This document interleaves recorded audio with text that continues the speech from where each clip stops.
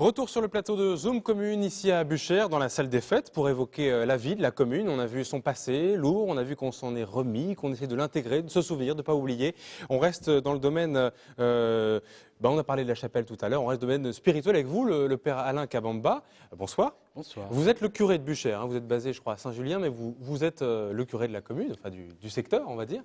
Vous avez fondé une association, l'association Nsisani, et qui tisse des liens depuis 2006, je crois, Oui. avec l'Afrique. Vous allez nous dire dans quelques instants quel pays. Vous connaissiez ce lien de générosité, d'hospitalité fort qu'on a évoqué tout à l'heure, le passé de Buchères, vous-même? Vous connaissiez un petit peu ou alors vous ne connaissiez pas cette histoire très riche? Je connaissais un tout petit peu l'histoire des Buchères parce que nous sommes invités, nous en tant que paroisse, en tant que ministre du culte, à commémorer ce le 24 août.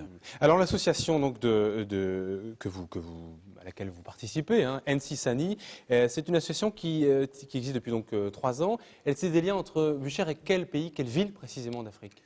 C'est la République démocratique du Congo, le pays. Et c'est la ville de Kikwit qui est à 600 km à l'ouest de Kinshasa, la capitale. Et on va encore dans le plus profond de Kikwit. Donc c'est un petit village qui se situe à 40 km de Kikwit. Alors qu'est-ce que vous faites avec ce village, avec tous les Buchérois qui sont membres de l'association? Quel est l'objet de votre association?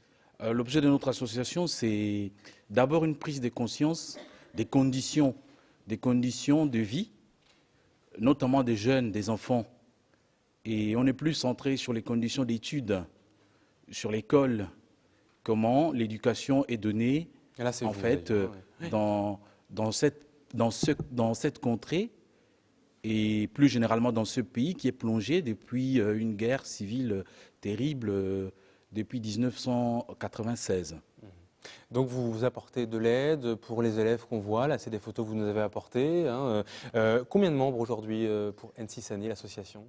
Une vingtaine. Une vingtaine de membres? Une vingtaine. D'accord. Et alors Nsisani, ça veut dire?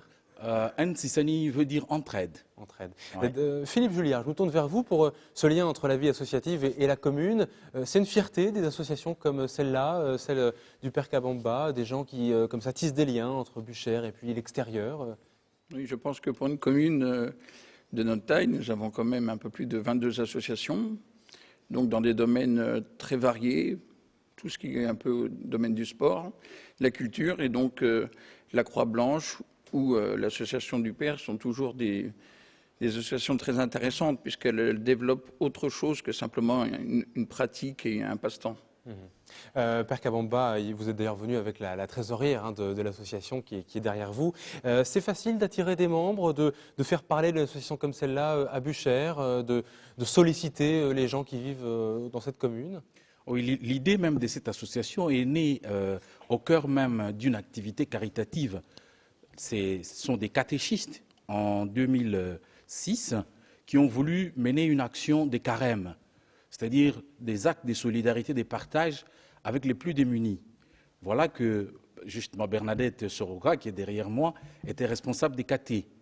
Et Bénédicte Caron-Delpech, qui était catéchiste à l'époque, qui est au test. Tout le monde s'est mis au travail et puis à créer quelque chose comme ça. Ont voulu justement mener des actions concrètes avec des enfants de catéchisme.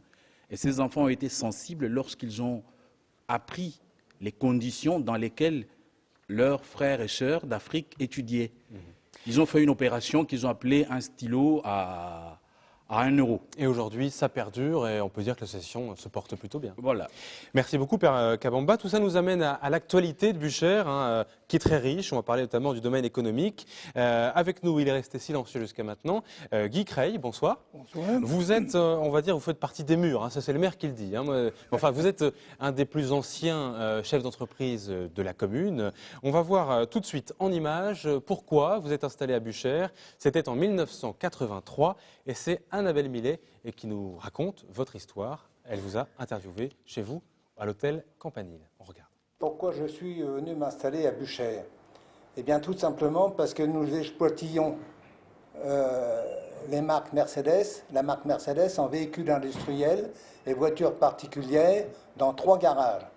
Nous étions littéralement étouffés par l'importance de notre expansion. Donc j'ai pris la décision de regrouper les 3 unités dans une seule et même unité, c'est-à-dire une concession pilote Mercedes. Pour ce faire, il me fallait trouver un terrain important. J'ai donc procédé à une recherche dans un rayon de 5-6 km, voire 10 km maximum. On s'est installé à Buchères parce que nous regroupions les 3 seuls garages dans une seule unité, ce qui fait que c'était beaucoup plus rationnel. Nous faisions des économies d'échelle et des économies de frais de déplacement. Je dois dire que dès que la concession a été construite, notre expansion a été assez fulgurante, puisque nous avons doublé en quelques années notre chiffre d'affaires. Ayant acquis un terrain de 35 000 m² et 25 000 m² de terrain suffisant pour Mercedes, j'avais donc un surplus de terrain de 10 000 m². Pressentant la crise qui allait venir dans l'automobile, je me suis dit, il ne faut plus mettre tous ses œufs dans le même panier, je vais donc me lancer dans l'hôtellerie. Et j'ai donc pris la marque Campanile comme référence et j'ai signé un contrat avec Campanile en 1983. En 1983, en plus un chef d'entreprise visionnaire, Guy Creil. Alors vous, on a compris, je crois que vos enfants maintenant ont repris l'hôtel. Qu'est-ce qui a changé sur le plan de l'accueil des entreprises ici à Buchères depuis 1983 Eh bien, beaucoup de choses, parce que depuis 1983, l'affaire a continué à prendre de l'expansion. Donc, notamment pour Mercedes, car quand j'ai pris Mercedes, ça a été ma bonne étoile, je l'ai dit dans le reportage. Et si vous voulez, comme je l'ai indiqué, j'ai pressenti la crise. Mais on se sent mieux accueilli, c'est ce que je voulais dire. Oui, alors pourquoi Buchères? Parce que pour une raison de simplicité, nous étions installés à Saint-Julien et à Bréviand. Nous avions 2 garages à Bréviand. Buchères étant le plus près, et trouvant le terrain de 35 000 m² qui me suffisait, donc j'ai pris la décision de venir à Buchères. Et depuis 20 ans, un peu plus de 20 ans, qu'est-ce qui a changé concrètement pour les entreprises? Ce qui a changé beaucoup de choses, c'est que quand nous nous sommes installés, il n'y avait pas d'autoroute. Bon. Et le fait que l'autoroute se soit construite quelques années après notre implantation, donc ça nous a amené une expansion supplémentaire, notamment pour les hôtels.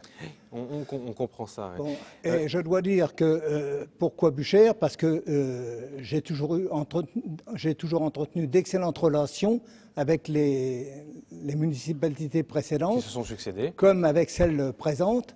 Donc avec Monsieur le maire, Monsieur Lebeau. Justement, on parle d'atouts là pour la commune. Vous parlez de l'autoroute Daniel Lebeau. Il y a aussi une infrastructure importante sur la commune. C'est le fameux parc logistique de l'Aube, inauguré en 2007. Ça, c'est un atout considérable pour cette commune qui va se lancer, qui va commencer à entrer en service. Qui est, on va dire, encore en devenir, mais un devenir proche, très proche. Mais il est bien évident. Qu'est-ce que ça apporte pour la commune d'avoir un parc comme ça immense qui peut accueillir des entreprises? Bien aujourd'hui, si vous voulez, la perspective, c'est que ça apporte des centaines d'emplois.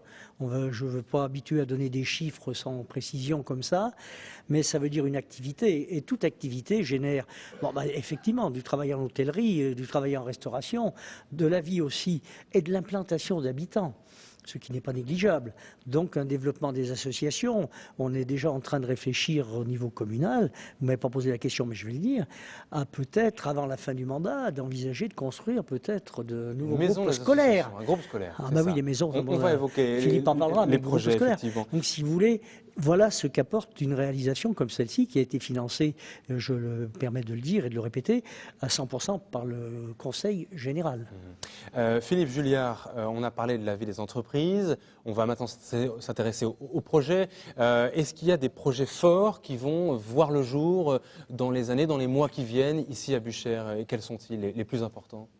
Alors, dans l'année, nous avons le projet de 2 tennis couverts dans tout un secteur que nous avons déjà préparé afin, dans les années à venir, de développer avec gymnase et aire de jeu pour nos enfants. Nous avons aussi beaucoup de lotissements qui sont en train de sortir de terre. Alors quand je dis beaucoup, c'est parce qu'en fait ce sont des lotissements comprenant à chaque fois à peu près 20 à 30 maisons, aussi bien en locatif qu'en privé. Mais nous avons une structuration que nous essayons de régler pour qu'elle reste en concordance avec les besoins et surtout ce que nous pouvons proposer dans notre commune. Vous parlez de sport, on va revenir un petit clin d'œil avant de terminer cette émission. On va rendre hommage à un grand sportif, un coureur automobile, André Morel. C'est un ancien élève de Buchères. Il a d'ailleurs, je crois, encore une rue. Il a une rue qui lui a été dédiée. Il y a encore sa maison ici, un coureur des années 20. Daniel Lebeau, c'est un petit peu un des héros des temps modernes de votre commune en ce moment. Écoutez, vous êtes je vais fier vous de faire ça une confidence. On l'a découvert quand je suis arrivé à la municipalité. Nous ne connaissions pas. On a des personnes, y compris comme Pierre Wurtz, qui est ici présent, et qui nous a fait connaître ce personnage, parce que c'est un personnage. C'est un personnage. Il a Ancien couru, élève d'ici. je ne vais pas rentrer dans le détail. Il a eu un de grand son parcours. Il a eu un garage curriculum automobile vitae, ici. exactement. Voilà. Et l'opportunité s'est trouvée avec donc une association départementale des amoureux de l'automobile. Et bien donc on a décidé de baptiser une avenue. Et on a même retrouvé sa fille qui habite dans la région lyonnaise et qui est venue donc à cette occasion. On voit d'ailleurs les voitures magnifiques sur lesquelles il a On a eu la chance de les voir en vrai ce jour-là. Des grands prix de vitesse. Ça, c'est la maison où habitaient ses parents. Voilà, donc c'est encore à Buchères. Et là, dans cette maison, on sait qui y habite encore. C'est d'autres personnes. C'est Madame Laurent. Enfin, évidemment, c'est plus la partie famille. d'une des figures de Buchères. Est-ce que vous tentez de le faire connaître encore, de mettre à l'honneur? Écoutez, on l'a fait, bien sûr. Et puis, comme on le fera encore pour d'autres personnes, l'histoire de Buchères, c'est pas seulement ce qu'on a évoqué en début, bien tristement d'ailleurs, c'est aussi de ce genre de personnes et d'autres dont on va inaugurer bientôt d'autres rues. Enfin, ça, c'est l'histoire future. C'est le futur, c'est les projets. On a vu beaucoup de rendre attractive la commune. J'ai l'impression que c'est ça qui vous guide. On a estimé, j'en conclurai là-dessus, si vous voulez, qu'on ne pouvait pas zapper ce qui a été avant nous. Qu'on soit d'origine de Buchères ou qu'on n'y soyons pas, bien évidemment qu'avec 400 et quelques habitants, 440 habitants à la Libération et 1400 aujourd'hui, donc la majorité des habitants de Buchères ne sont pas d'origine de Buchères. Bon. Et donc, mais de mettre en valeur, y compris baptiser des noms de rues, d'anciens maires ou autres, on a fait ce travail et on continuera à le faire. En tout cas, moi je voulais signaler qu'il y a ici un accueil, une hospitalité très importante, rare, en tout cas très belle. Merci beaucoup à tous, merci à tous ceux qui nous ont accueillis, merci à tous ceux qui ont évoqué ce passé riche de la commune. Plus d'informations sur votre ville avec un site internet qui est d'ailleurs très bien fait, je le redonne l'adresse, www.ville-buchères.fr, un site remis à jour quotidiennement. On trouve beaucoup d'informations. J'espère que ce Zoom Commune vous aura permis, à vous aussi, qui nous regardez, bien de mieux connaître et de ne plus traverser cette commune comme avant. En tout cas, c'est mon cas. Merci à tous. Un clin d'œil à l'équipe technique de Canal 32 pour la réalisation et à très bientôt pour un prochain numéro de Zoom Commune sur Canal 32. Merci à tous. Au revoir. Merci. Merci.